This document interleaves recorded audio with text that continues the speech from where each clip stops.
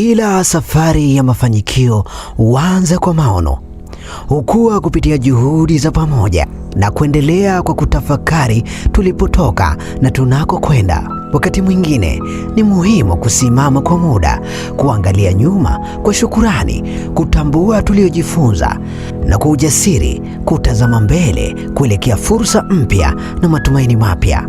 Na katika roho hiyo ya kutafakari, kujifunza na kujenga mustakabali bora zaidi, ndipo kuanzia tarehe 8 hadi tarehe 12 Juni 2026 viongozi, wafanyakazi na wadau wa Rekoda walipokutanika jijini Arusha kwa siku za mazungumzo, ushirikiano na maono ya pamoja.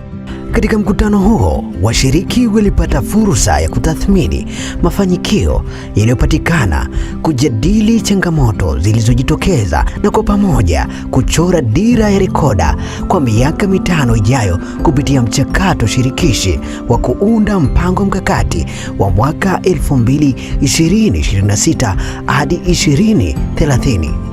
Lakini zaidi ya mipango na mikakati, mkutano huu ulikuwa pia ni wakati muhimu wa kutathmini mchango wa watu walioweka alama katika historia ya taasisi. Kwa heshima kubwa, Rekoda ilimpongeza Dr. Ringo Dominic kwa zaidi ya miaka 20 ya uongozi, kujitolea na huduma iliyochangia ukuaji wa mafanikio ya taasisi.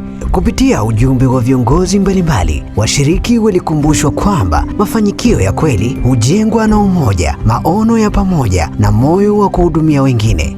Mwisho wa yote, tunajifunza kwamba maendeleo ya kudumu hayajengwi na rasilimali pekee, bali na watu wenye maono, umoja na dhamira ya pamoja.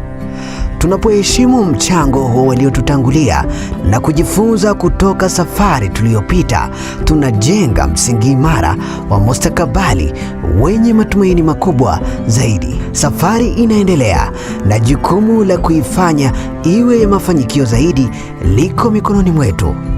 Asanteni.